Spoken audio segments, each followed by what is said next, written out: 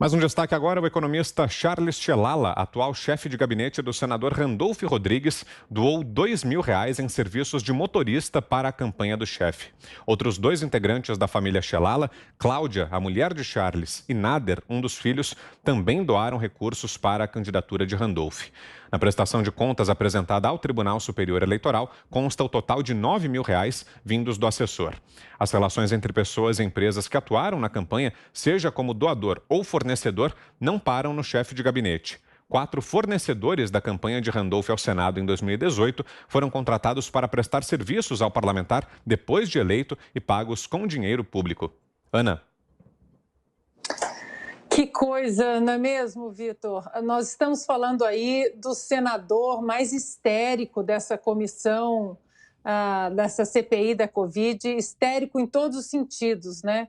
Estridente ali, que está sempre aos berros no microfone, e histérico também nas ações. Semana passada ele disse que era crime, né, espalhar aí notícias anti-ciência ou fake news, não tipificou em absolutamente que lei, ele cria leis da cabeça dele.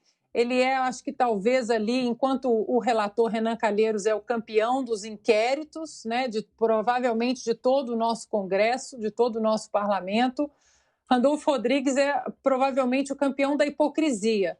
Nós vimos ele ali entoando de maneira histérica e estridente também, né, a história da Covaxin, dizendo que quem foi que forçou a Anvisa, quem que fez a coerção em cima, a pressão em cima da Anvisa para liberar a vacina da Covaxin, que isso estava errado, que tinha corrupção no meio, mas ele esqueceu de um vídeo que ele mesmo gravou e que foi aí tirado dos túneis, do subterrâneo aí da internet, e ele exatamente pedindo que a Anvisa liberasse a Covaxin o quanto antes.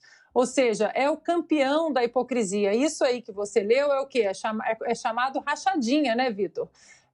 Fala-se tanto aí em rachadinha de um ou de outro, uma rachadinha seletiva, e, no entanto, está aí, mais um pontozinho ali, mais um ponto para a lista de hipocrisia do senador Randolph Rodrigues. Interessante que eu estava lendo a notícia aqui em relação a isso, diz que as notas fiscais ali, que tem uma empresa Ecoserviços também, que cobrou um pouco mais de R$ 26 mil por pesquisas eleitorais na campanha ao Senado em 2018, isso segundo dados enviados aí ao TSE, e que essa mesma empresa recebeu do gabinete do senador R$ 29 mil, pouco mais, desde janeiro de 2019.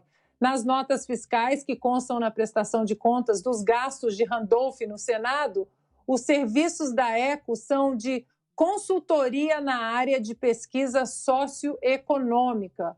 Enfim, as notícias estão aí na internet, aquele famoso, né, faça o que eu digo, mas não faça o que eu faço.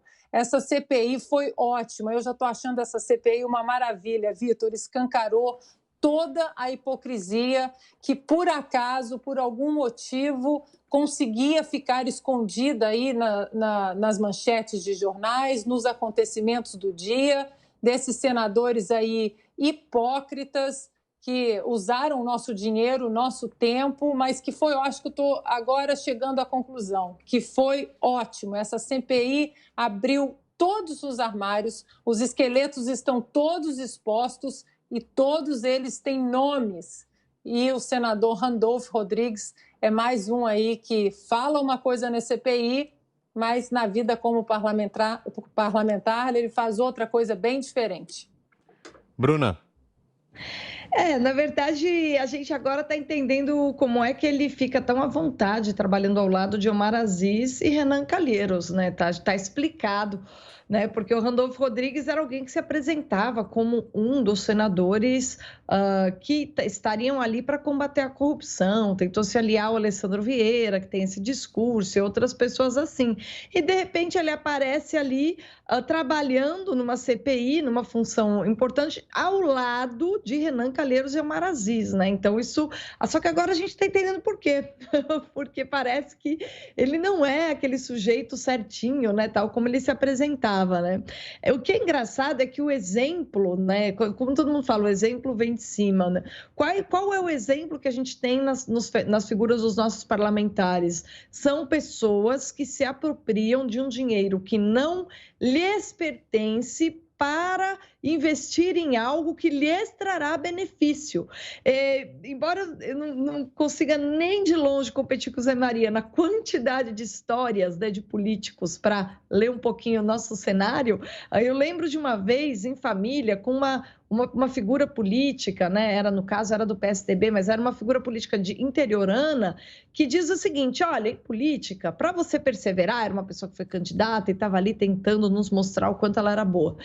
E ela disse assim: olha, em política, para você não desanimar, é só você não pôr o dinheiro do seu bolso. Você não pondo o dinheiro do seu bolso, você não vai desanimar, porque aí você vai arrumando dinheiro em outro lugar e uma hora você chega lá. Então, essa é a mentalidade, né? Essa mentalidade, ela é prevalecente em grande parte do Brasil. E ela é justamente o oposto do que faz a classe média. Porque o que é a classe média brasileira? São aquelas pessoas que são empreendedoras e pegam o dinheiro do seu bolso, ou seja, a sua propriedade, para investir num negócio, para oferecer à sociedade uma nova forma de resolver problemas.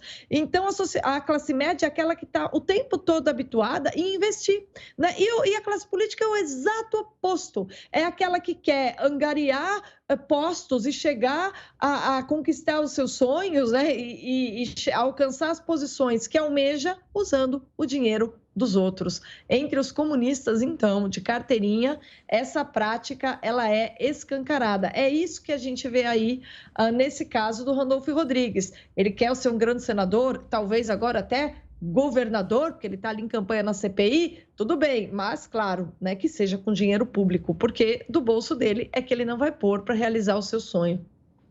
E antes de passar para vocês, a gente só acrescenta uma informação. O ministro Edson Fachin, do Supremo Tribunal Federal, negou um habeas corpus pedido pelos senadores da CPI da Covid contra o inquérito da Polícia Federal que apura a divulgação de documentos sigilosos pela comissão. Esse pedido tinha sido feito pelos senadores Omar Aziz, Randolfo Rodrigues e Renan Calheiros. Na prática, eles tentavam parar essa investigação da Polícia Federal sobre o que seria o vazamento de dados sigilosos, mas com a decisão do ministro Fachin, então, o habeas corpus foi recusado. Zé. É fundamental que esse inquérito siga, né? Protógenes Queiroz foi condenado exatamente por divulgar, e isso é um crime considerado grave no serviço público. Os senadores ali estão empenhados no serviço público, né? A CPI não tem o poder de abrir sigilo, e sim transferir o sigilo. Quando se transfere o sigilo, eles se tornam guardiãs de um seguro, de um segredo. E se eles, por iniciativa própria, abrem e vazam esse sigilo, aí não funciona e eles terão que ser mesmo punidos e descobrir quem foi que vazou, e isso dá cadeia, sim. Olha, Bruna, tem uma frase aqui que diz o seguinte: se as pessoas soubessem como se faz o queijo, que não é mineiro, né, cachaça e jornais e política, não consumia nenhuma deles, né? Então, a política se faz assim mesmo. Isso que o Randolfo faz é muito normal aqui. O gabinete tem uma verba. Quando eu digo normal, eu não aprovo, mas é a tal ética da malandragem, que se pode fazer ilegalidades com o objetivo de se eleger, com o objetivo da política, isso pode. Aí, quando fala, roubou para comprar bolsa, para comprar casa em Miami, aí alguns viram a cara, aí é ladrão. Não, todo ladrão é ladrão. Quando a polícia prende alguém, não pergunta o que você vai fazer com o dinheiro que você roubou. Não, você roubou, você roubou. E na política existe essa história. No gabinete, há uma verba em que se pode fazer pesquisas, mas pesquisas em nome da sociedade, em nome do mandato. Eles fazem pesquisa para saber como eles devem se candidatar. O político não faz nada sem uma pesquisa para saber qual é o discurso e de que forma deve se manter. E aí o seguinte... essa doação para a campanha, o motorista dirigindo para ele não pode. Aí coloca como um cálculo, né? Não é exatamente doou em dinheiro, mas doou em trabalho. E é uma hipocrisia geral. A gente vê declarações aí de senadores que gastaram dinheiro que não dava para eleger um vereador em Medina.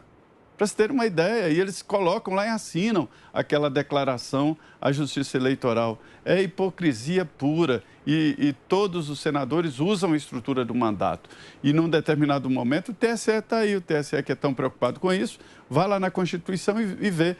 Todos os candidatos devem ter o mesmo parâmetro.